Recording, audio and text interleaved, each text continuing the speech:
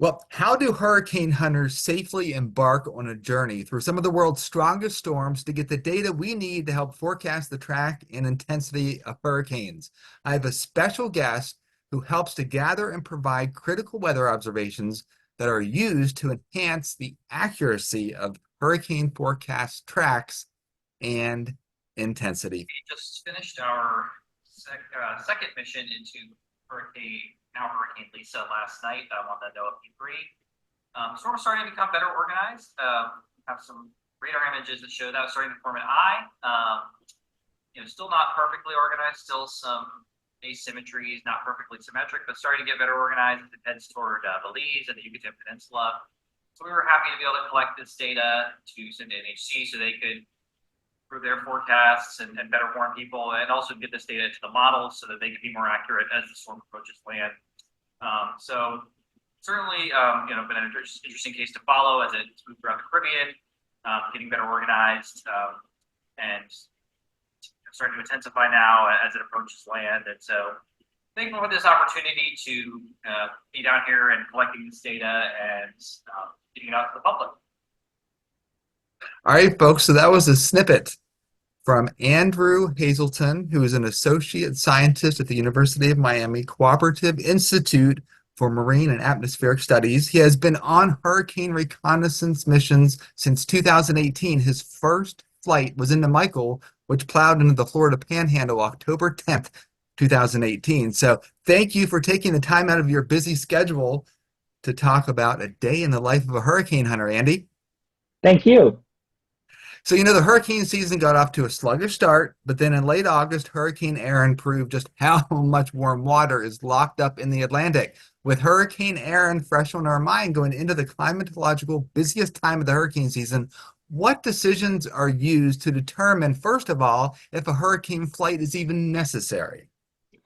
Yeah, so we're obviously us here at the University of Miami and the Hurricane Research Division and obviously NHC, the National Hurricane Center, throughout the year, constantly watching the tropics, constantly keeping an eye on things. And if there's a system that forms or a potential system that looks like it could either be a threat to the islands or to the United States or to Central America, something like that, or if it's just an interesting research case, we might look at flying it. And so there's a couple different groups that fly. There's the Air Force Reserve that they're kind of just collecting um, information on where the storm is and how strong it is.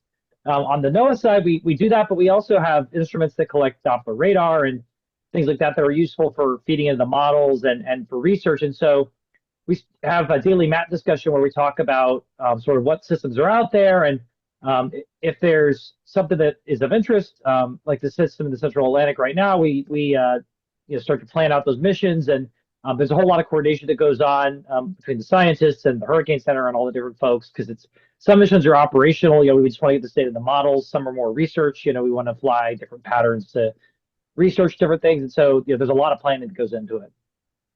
Now, it does obviously take a special aircraft to fly into these storms, and I'm going to share my screen here so you can see what I'm talking about offhand.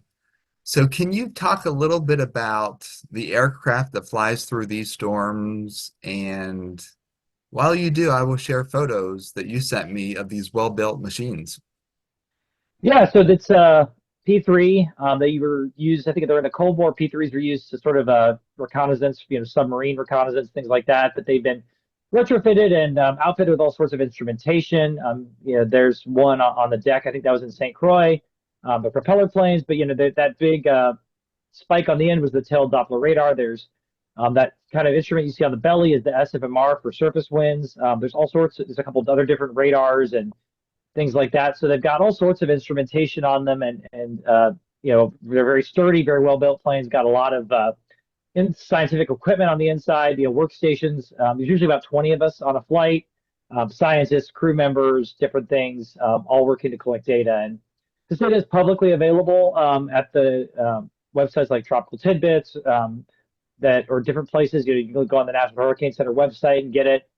So we try to make all this available, and this was me on one of my flights. So we have our flight suit that we wear, and it's helps keep us warm up there, but it's also flame resistant. Thankfully, haven't ever had to to use that. But then we have our headsets so we communicate with the pilots as well. Can you describe a little bit in detail the flight from start to finish, the decisions that are made while you're in flight, the data that's received on the aircraft, and of course, continue to walk through some of these awesome visuals that folks may have never seen before. Yeah, so there's a lot. It's a long day. Let's say we're doing a morning mission. We get up at about 1:30 a.m. Have to be at the base or wherever you're flying for a 2 a.m. briefing, and then there's all the preparation that the pilots and the crew are doing. And so then say take off around 4 a.m. And it's about an 8-hour mission total, give or take. Could be a little bit less, a little bit more. Maybe an hour to two to fly it to get to the storm, depending on how far away it is. Several hours where you're flying the pattern through the storm several times, and then another couple hours back. So it's a very long day. Could be 10 to 12 hours, and you're basically just throughout this flight, the aircraft's collecting data, and us on the plane, we're helping to process it and make sure it's getting sent out correctly. We're also making sure that the flight pattern is adjusted as needed. If the storm changes locations or if there's a particularly interesting feature we want to see more of. If the needs of our partners, like scientists and the National Hurricane Center, if those are changing, then we adjust accordingly. So this picture right here that you see on your screen is the eye of the storm. Can you describe what happens as this aircraft goes from the eye wall into the eye, back into the eye wall again? Yeah, so every eye is different, but certainly the eye wall is very bumpy. A lot of the flight's just kind of like a bumpy commercial flight. You're kind of rocking up a little bit. But you get in the eye wall, that's where you really feel the big updrafts and downdrafts. That's where it feels like a roller coaster. So then to go from that, and then you get in the eye, it's pretty jarring just how big a change that is. But if it's flying a daytime mission through the eye, it can be just remarkable to see that power of nature and the stadium effect with the sloped clouds. It's definitely something that it's pretty remarkable from a scientific perspective. Yeah, and can you describe some of the output that you get while you're up there, such as this particular image is showing? Yeah, there's all sorts of radars that are used both for awareness and then can also be used to study the storm after the fact. And because the crew, the pilots, the flight directors are all trying to make sure that the plane is taking the correct path, but also a safe path through the storm and avoiding mesovortices and little features like that. There's you can look kind of make sure they're lined up with the eye. So I think this was another maybe Ida or another one of those stronger storms. You can kind of see the eye there as we're approaching it. And so we use these instruments both to sort of make sure our flight's safe, but also then to use that data to tell where the storm is, how strong it is, and to research more about it after the fact. Yeah, these are some really amazing images. And are they immediately transferred to the ground to where the models are and where NOAA is? Is that information immediately dispensed? Yeah, a lot of the data, the flight level data, and the radar, all that is sent off the plane basically in real time. The drop sons. So within 5 to 10 minutes of it being collected, you'll see it on public websites. And sometimes the radar can take a little bit longer, but we're sending it to the models, to EMC, and to NHC in real time. And so this data is basically used in real time to both help forecasters and also to improve the models and their predictions of storms. Yeah, and there's just so much information there, as you can see right there. There's a lot of data plotted on this particular image, and obviously you're seeing it in real time. And do you know which hurricane this is a satellite image of? It looks like it was back in 2019. Yeah, that was Dorian. So that was an interesting one. That was probably one of my most memorable sequence of flights because we started flying it when it was well out over the central Atlantic, kind of as a weak tropical storm, moved through Barbados and then started getting stacked together in the Northeast Caribbean and exploded into this Category 5 monster in the Southwest Atlantic. And so I think I did about 6 flights total over 6 days in a row. You just got to see that whole evolution of the storm. And unfortunately, right before it plowed into the Bahamas. And, folks hear some of the background noise, but this must be a video that you took on one of your missions, right? Yeah, this is where we're flying. I forget which storm this was, but you can see the surface, the white caps. So you have the clouds above and then the ocean down below. And that's always kind of a pretty remarkable thing to see, from the wind whipping up the ocean surface to the sea spray and all that. You can see some of the drop zone data that's being processed, the radars. There's all sorts of things. you have to really think on your feet and process this data. But you also get to kind of witness the power of nature as you do so. And speaking of the power of nature, this is a powerful sunset. So when you're way above the clouds, I'm sure you can see some remarkable images of the sun at the horizon, if it indeed is at the horizon at the time, huh? Yeah, so like that on the yes, you see sunrise, or if you're in the PM mission, a sunset. Um, as you're going to and from the storm. Obviously, when you get in there, it's kind of all just clouds. But the other one that's really pretty is, like you're flying over the Bahamas or islands, you look down and see the water, see the islands. So there's some really really good views. But yeah, obviously, once you get in there, it's a little bit of a different story. Yes, indeed. So one of the questions that I have is, while you're up there, it's very bumpy, of course. Um, so do you have to, if you suffer from motion sickness, do you have to take like Dramamine or anything like that?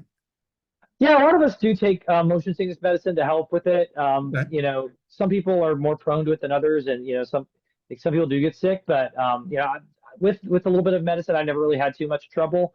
Because you're trying to work and type while you're getting bumped, so it's definitely it's not for everybody, but you kind of get used to it over the course of the season. Circling back to Hurricane Aaron, why was that flight so memorable for you? And of course, this is on the minds of everyone because it just happened in the last month. Yeah, well, I flew that kind of right after its peak, and so I've also been helping with ground support because that's the other thing that happens is we have scientists on the plane, but we also have scientists on the ground, communicating and helping with information. So I had been doing some of that, and then got to switch to flying it. And so what was really cool at Aaron was we were basically able to follow it from sort of its initial state all the way through rapid intensification, an eye wall cycle, and weakening. So we sort of just got to sample the entire life cycle of that storm. So I think it's going to be a really nice data set for research and to compare with models and sort of understand how hurricanes evolve over time. Do you plan to continue the hurricane flights for the foreseeable future? I hope so. Hope I get to. I've done last year. I got to my 100th so-called eye wall penetration. Usually in a particular hurricane, you may fly through it 3 or 4 times. So I got to 100 last year with Helene, and so looking forward to continuing this for a little while. What inspired you to be so intrigued by these tropical systems? Well, I grew up in Florida. I'm kind of always interested in weather, but I was in Florida in 2004 when we had Francis and Charlie and Gene all come through. I was 13 at the time, and all those all came through basically my hometown. And so seeing that and seeing the impact those had really made me want to study meteorology and hurricanes and learn more and be able to sort of provide that information to people. What do you see in the future of sampling these storms so that we can get better information into the forecast models? I think there's a lot of cool instruments that people are working on. We're working on in Aaron. We also did some test flights with drones where we launched drones into parts of the storm down low and in some of those extreme places that the P3 can't go. So that'll as we get better and better technology, we'll be able to do more and more sampling. New instruments are designed, be able to hopefully understand the boundary layer and the surface and just all these things that really give us a key to what the storm is doing. So. Yeah, drone footage seems to be pretty popular in the meteorological world, and I think it's gaining some traction as Yeah, well. and also it also collects the drones allow you to collect data, wind and temperature and things down below the plane. So yeah, it's definitely something that's going to be a bigger part of it going forward. Yeah. Well, I really appreciate that. That was a great kind of captivating experience to see what goes on. And of course, the day starts very early and ends, of course, very late. Have you gone on any missions that have been back-to-back days, or have they been spaced out over the course of time? Yeah, I've gone on several sequences where you go several days in a row. So you have to really work on getting your rest and prioritizing that. And it's a pretty grueling process when you have a long-lived system. And my final question is, while you're up there, do you get lunch, dinner? Yeah, usually you pack food, and then if you're kind of between passes or on the way back or whatever, you try to eat. But yeah, it's kind of depending on how your stomach's feeling after the eye wall. So. All right. Thank you very much, Andy, and best of luck to you as you continue to study these tropical systems because, of course, it's very important to the meteorological community because they have a major impact, or can have a major impact, that is, on our lives. So thank you very much, Andy. Thank you. Thanks for having me. Absolutely. That was Andy Hazelton. And once again, Andy Hazelton is an associate scientist at the University of Miami, Cooperative Institute for Marine and Atmospheric Studies.